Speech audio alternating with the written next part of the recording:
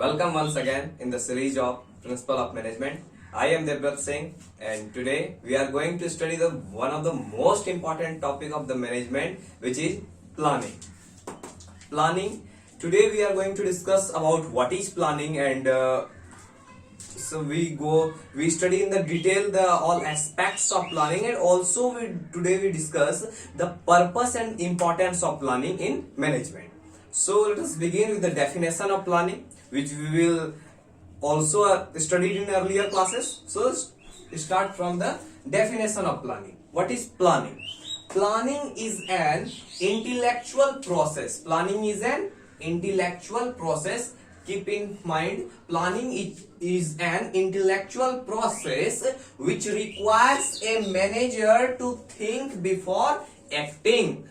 Planning कोई ऐसा एक एग्जीक्यूटेबल वाला काम नहीं है कि जिसको मतलब कि एकदम ग्राउंड लेवल पर लाके एग्जीक्यूट करना. No, it is our intellectual process. Planning एक इंटेलेक्चुअल प्रोसेस है जिसको कि कुछ बोर्ड ऑफ मेंबर्स मिलके करते हैं, and it requires a manager to think before acting. काम करने से पहले, कुछ भी एग्जीक्यूट करवाने से पहले जो कुछ सोचना, दैट इज कॉल्ड प्लानिंग. तो ये सिंपली क्या हो गया? ये हो गया एक इंटेलेक्चुअल प्रोसेस जो अपने इंटेलेक्ट के बेस पर होगा.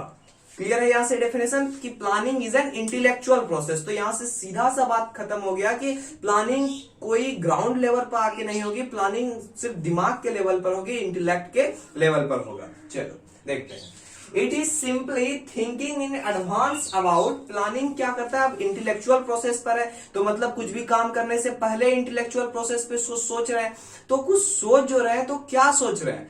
Thinking up in advance. Advance में सोच रहे हैं किसके बारे में? About what is to be done. क्या करना है? When is to be done. कब करना है? How is to do it. इसे कैसे करना है? Who is to do it. कौन कौन इसे करेगा. मतलब what is to be done से रिलेट होता है ये सारा पॉइंट. मतलब कि what is to be done, क्या करना है. जब ये पता चल जाएगी क्या करना है, then when it is to be done. इस क्या को, इस व्हाट को कब करना है. How it is to be done. इस व्हाट को, क्या को कैसे करना है. Who is to do it. इस व्हाट को who is to do it, कौन करेगा इस व्हाट को. मतलब what is our objective, what is our goal. मतलब जो भी हमारा गोल होगा, जो भी हमारा ऑब्जेक्टिव होगा, that objective, that goal is our what. In what section we only assume, we only think about the objective point of view, the aim point of view, right. तो यहां पर हम लोग देखते हैं एडवांस में जो प्लानिंग के अंतर्गत आते हैं, प्लानिंग के अकॉर्डिंग एडवांस में ये सोचते हैं कि what is to be done, actual में करना क्या है, हमारा मकसद क्या है. When is to be done, इसे कब एग्जीक्यूट करवाना है. आप लोगों को पता होगा कि राइट टाइम में राइट चीजें करनी चाहिए. तो वो right time, when denote the right time, when it's to be done. How denote the process of work, how the work is to be executed. And who is the person who do the work, that is who is to do it. And after that, the next point about planning is that it is the beginning of the process of management. Planning क्या है कि management जब भी start होगा किसी organisation का, उसका beginning process होगा. Planning is the beginning process of A management. Planning जो होता है स्टार्ट होता है किसी भी मैनेजमेंट प्रोसेस का. It sets all other function into action. It sets मतलब ये सेट करता है all other function. Function means what? Function means managerial function. What are the managerial function? Planning, organizing, directing, controlling. These all are the managerial function. So planning sets all other function into action. Planning जो है कि सारे बाकी के सारे function को, क्या क्या बच गए? Organizing, directing, controlling. इन बाकी के बचे हुए प्रोसेस को सेट आउट करता है. Without it all other function create chaos. बिना प्लानिंग के जितने भी फंक्शन हैं, अगर हम प्लानिंग नहीं करते हैं अपने ऑर्गेनाइजेशन के लिए, अगर प्लान नहीं करते हैं किसी वर्क के लिए, तो बाकी के जितने भी फंक्शन है, means organising, means directing, means controlling, ये सिर्फ क्या करेंगे? केओस क्रिएट करेंगे। केओस मीन्स मतलब कि उथल पुथल अपने काम में, मतलब कि किसी भी चीज को कहीं पर भी ऑर्गेनाइज कर दिए, किसी भी तरीके से डायरेक्ट कर दिए। आपके पास एक प्री प्लान्ड नहीं होगा अगर कि किस तरह से मुझे ऑर्गेनाइजिंग करना है, किस तरह से डायरेक्टिंग करना है, क्या क्या पैरामीटर्स रखने हैं कंट्रोलिंग के लिए, तो इस कंडीशन में सिर्फ क्या होगा, सिर्फ केओस क्रिएट होगा। क्या क्रिएट होगा? केओस मीन्स उथल पुथल, भाग दौड़, सिर्फ केओस उत्पन्न होगा और कुछ भी प्रोडक्टिविटी नहीं आने वाली है। तो ये तो कुछ जो बेसिक पॉइंट्स थे प्लानिंग को लेकर, उन्हें हम लोगों ने समझा, डेफिनेशंस को समझा और फिर उनके कुछ बेसिक एस्पेक्ट को समझा। अब हम लोग इसके बाद डिटेल में समझेंगे कि प्लानिंग का एक्चुअल और क्या क्या इंपैक्ट है हमारे मैनेजमेंट पे, हमारे ऑर्गेनाइजेशन पे। Pause the video to note down. Okay students, तो आप देखते हैं कि प्लानिंग का जो मोस्ट डिटेल उसका जो प्लानिंग का इंपैक्ट है और इसका डिटेल जो नॉलेज है वो क्या है, क्या इंपैक्ट होता है प्लानिंग का। ए प्लान मस्ट बी फ्लेक्सिबल। जो भी आप प्लान बनाए उसका फ्लेक्सिबल होना is the most important aspect. Plan must be flexible. And जो नेक्स्ट टॉपिक है कि नेक्स्ट पॉइंट है कि फ्लेक्सिबल है, समझ गए। फ्लेक्सिबल कैसे है, कैसे हम लोग अपने प्लान को एकदम फ्लेक्सिबल बनाएंगे, एकदम बेली डांसर की तरह फ्लेक्सिबल। हमारा प्लान एकदम फ्लेक्सिबल होना चाहिए। उस कैसे, how you make your plan flexible. Flexibility must be in 5 major areas. पहले तो मैं आप लोगों को ये बता दूं फ्लेक्सिबल होने का मतलब क्या। लचीला सबको पता है, मतलब प्लान ऐसा होना चाहिए हमारे कॉन्स्टिट्यूशन के टाइप में, मतलब स्ट्रॉन्ग एंड फ्लेक्सिबल। मतलब हमारा जो कानून है वो जितना ज्यादा कठोर है उतना ही ज्यादा लचीला भी है। इसीलिए तो एक दिन में बेल मिल जाता है किसी भी पॉलिटिशियन को। तो जो प्लान है हमारा उसे भी फ्लेक्सिबल बनाना पड़ेगा। और किन एरियाज में फ्लेक्सिबल होना चाहिए? टेक्नोलॉजी के एरिया में फ्लेक्सिबल होना चाहिए। नेक्स्ट, मार्केट्स के एरिया में फ्लेक्सिबल होना चाहिए। फाइनेंस के एरिया में फ्लेक्सिबल होना चाहिए। पर्सनल के एरिया में फ्लेक्सिबल होना चाहिए एंड ऑर्गेनाइजेशन के सेक्टर में फ्लेक्सिबल होना चाहिए। अब टेक्नोलॉजी में फ्लेक्सिबिलिटी का क्या मतलब है? लेट्स सपोज दैट आपने अपने ऑर्गेनाइजेशन के लिए कुछ प्लान किया, कुछ गैजेट्स, कुछ मशीनरी को लगाया और लेट्स सपोज दैट जिस ईयर आपने जो भी मशीनरी अपने ऑर्गेनाइजेशन के लिए लगाया, मतलब उसके हिसाब से आपने बजटिंग की होगी कि कितना खर्चा आएगा, ये सारा कुछ। तो आपने एक प्लान तैयार किया होगा। सिंपली यही कर सकते हैं कि टेक्नोलॉजी जो भी हमारी कंपनी में यूज होगी, जो भी हमारे ऑर्गेनाइजेशन में यूज होगी, उसके लिए एक प्लानिंग की होगी। लेकिन उस टेक्नोलॉजी में आपको पता है कि technology day by day change होते जाती है, न्यू टेक्नोलॉजी आते जाते हैं। तो न्यू जब टेक्नोलॉजी आएंगी और अगर आपके ऑर्गेनाइजेशन में फ्लेक्सिबिलिटी नहीं रहेगी और टेक्नोलॉजी के सेक्टर में, तो आप लोग उसी पुराने ढर्रे के मशीनरी के साथ आगे बढ़ते जाएंगे। तो जब भी आप प्लानिंग करें, तो जैसे गूगल फ्लिपकार्ट क्या बताता है कि मतलब कि जिस टाइम आप फोन परचेज कर रहे हैं उसी टाइम उसमें ये भी कॉस्ट रहता है कि पहले से आपको क्लियर किया गया है कि ये जब भी आप रिटर्न करेंगे तो आपको इतना कॉस्ट मिल जाएगा। तो आप एक जब भी अपने टेक्नोलॉजी को इम्प्लीमेंट कर रहे हो तो एक बैकअप प्लान तैयार रखें पास में कि जब भी टेक्नोलॉजी चेंज होगी तो हम अपने प्लान को किस तरह से चेंज करेंगे, किस तरह से टेक्नोलॉजी को चेंज ला सकेंगे। तो यहाँ पे फ्लेक्सिबिलिटी होने की जरूरत है। मार्केट अप एंड डाउन होते रहता है। तो इस कंडीशन में आपको मार्केट के सेक्शन में जो प्लानिंग आप मार्केटिंग के लिए मीन सेल्स के लिए जो भी आपने प्लानिंग कर रखी है उसमें फ्लेक्सिबिलिटी आना बहुत जरूरी है।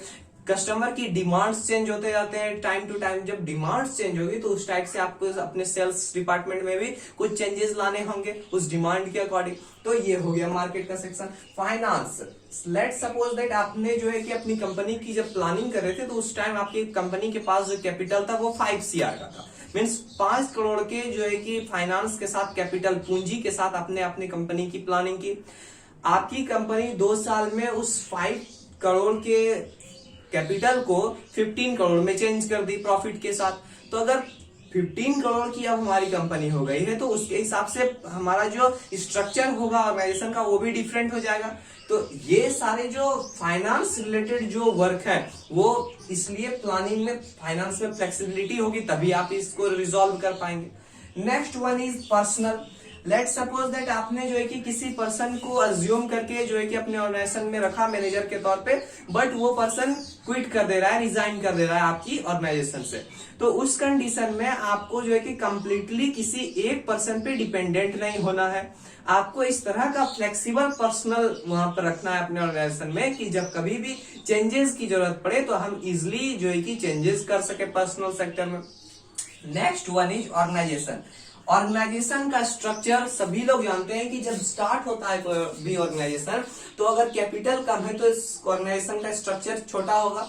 तो जैसे जैसे कैपिटल बढ़ते जा रहा है हमारा, तो हमारे ऑर्गेनाइजेशन का साइज क्या हो रहा है, ग्रो होगा। अल्टीमेटली तो ग्रो होना चाहिए। तो ग्रो कब होगा, जब आप अपने प्लानिंग ऑर्गेनाइजेशन वाले सेक्शन को, ऑर्गेनाइजिंग वाले सेक्टर को अगर फ्लेक्सिबल बनाए हुए हैं, प्लानिंग करते टाइम अगर उसे फ्लेक्सिबल रखे हैं, तभी तो आप अपने ऑर्गेनाइजिंग वाले ऑर्गेनाइजेशन के सेक्शन को डेवलप कर पाएंगे बड़े तौर पे। तो इसलिए जो फ्लेक्सिबिलिटी का यहाँ पे सीधा सा मतलब है technology, market, finance, personal and organisation, in 5 areas में फ्लेक्सिबिलिटी होना बहुत ही जरूरी है। तो ध्यान रखिएगा कि जब भी अपना किसी ऑर्गेनाइजेशन के लिए प्लान कर रहे हो, तो उस टाइम ये बात, इन 5 चीजों में फ्लेक्सिबिलिटी जरूर रखिएगा कि अगर कभी बाय चांस कुछ चेंजेस आते हैं तो हम इसको अपने में मतलब कि अडेप्ट कर सकें, न्यू चेंजेस को अडेप्ट कर सकें अपने ऑर्गेनाइजेशन में और फिर उसको ग्रो करवा सकें। तो ये तो थी फ्लेक्सिबिलिटी का मतलब। आइए नेक्स्ट पॉइंट को देखते हैं। Planning is important to all level of manager. Planning हर लेवल के मैनेजर के लिए जरूरी है।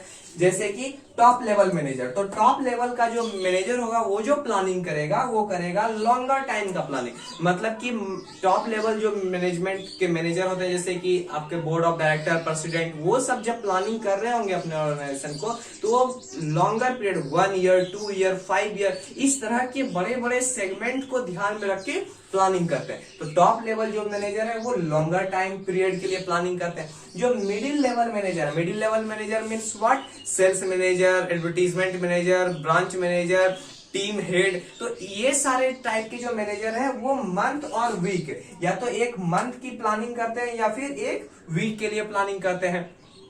फर्स्ट लाइन जो भी मैनेजर होते हैं, first line manager mean supervisor and foreman, वो जो है कि डेली एक्टिविटीज, आज हमें क्या काम करना है बस इसके लिए प्लान करेंगे। आज हमें कितने पीसेस को तैयार करने हैं, कितनी प्रोडक्ट को तैयार करना है, इसके बेसिस पर वो अपना डेली का रेगुलर प्लान तैयार करते हैं। तो ये हो गया फर्स्ट लाइन मैनेजर का प्लान।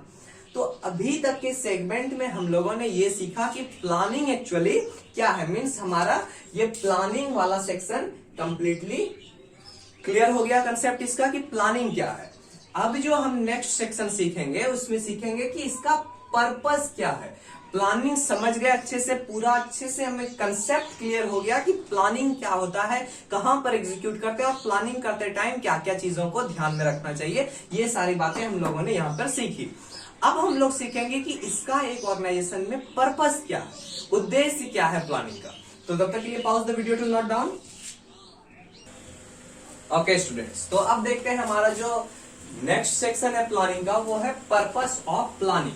प्लानिंग का पर्पस क्या होना चाहिए, क्या उद्देश्य है प्लानिंग का, क्यों हम लोग प्लानिंग को करेंगे।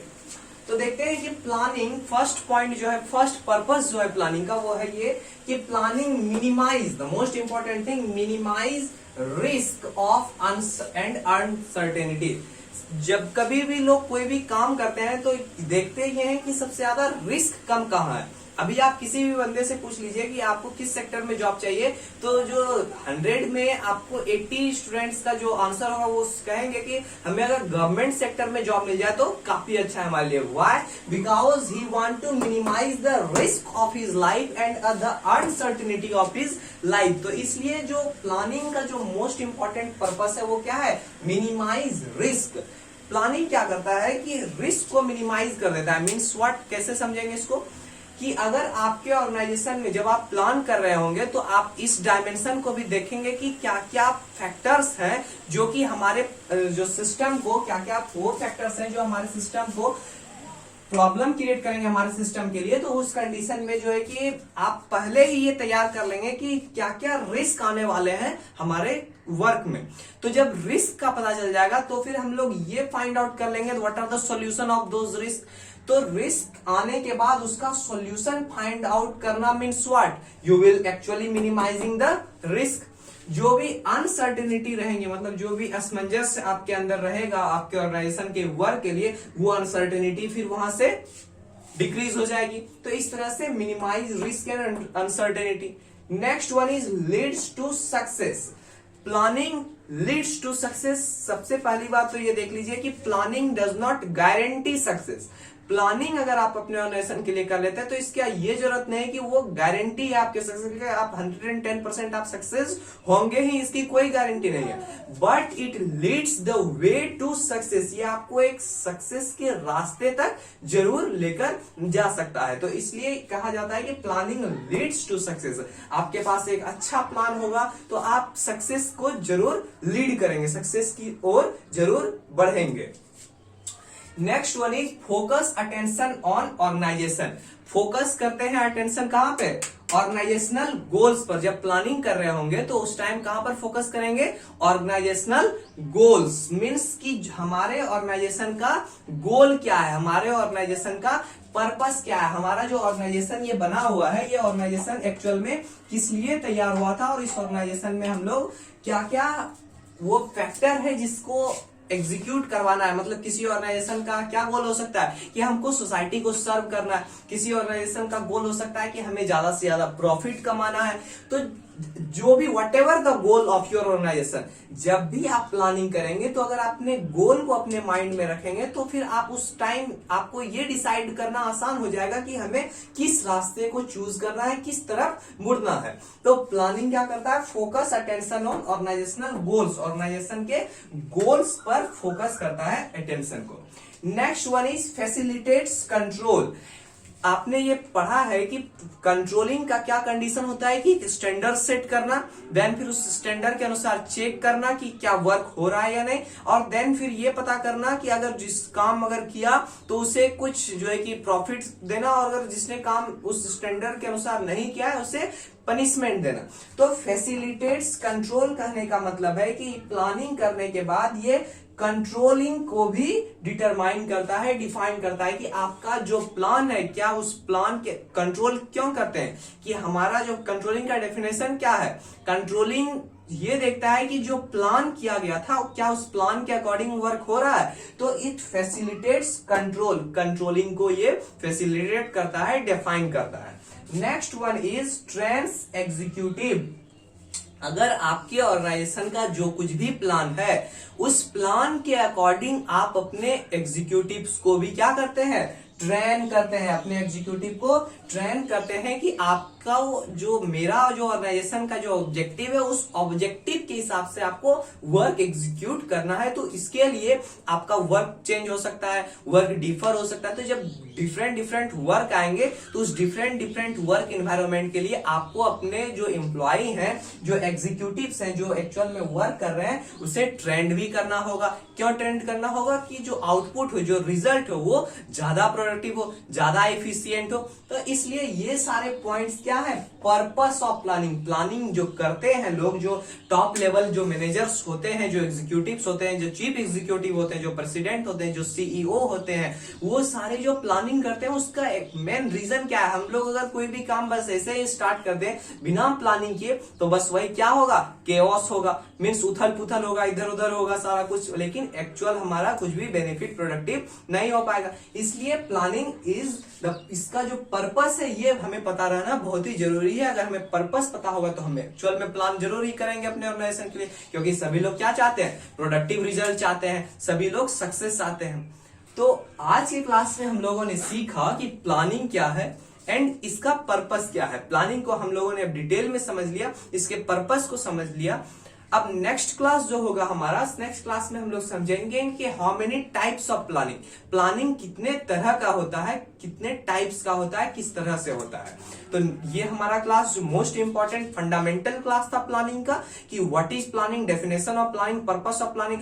मैंने पहले ही बताया था, अगर मैं कुछ आपको बताऊं और उससे पहले ये मैं क्लियर कर दूं कि इसकी क्या क्या बेनिफिट्स हैं, तो आप काफी कंसंट्रेट होकर फिर उसको सीखेंगे। तो इसलिए मैं आज के फंडामेंटल प्लानिंग के फंडामेंटल क्लास में मैंने आपको ये सिखाया कि what is planning, what are the areas that affect planning and what are the purpose of planning. तो आई होप आज का ये क्लास काफी इंटरेस्टिंग, काफी जो है कि नॉलेजफुल रहा होगा। एंड इसी तरह से आप जो हमारा प्रिंसिपल ऑफ मैनेजमेंट का जो लेक्चर सीरीज है इसे सीखते जाइए, इसे देखकर एग्जीक्यूट करते जाइए अपने ऑर्गेनाइजेशन के लिए। आप अगर एक एंटरप्रेन्योर हैं तो इसे सीखकर अपने ऑर्गेनाइजेशन में एग्जीक्यूट कीजिए, इसे यूज कीजिए और इसका एप्लीकेशंस को यूज कीजिए। एंड आज के क्लास में बस इतना ही। Thank you so much. I hope आप इसी तरह से नेक्स्ट क्लास को अटेंड करेंगे और प्लानिंग को सीखते जाएंगे। Thank you so much. Stay home, stay safe.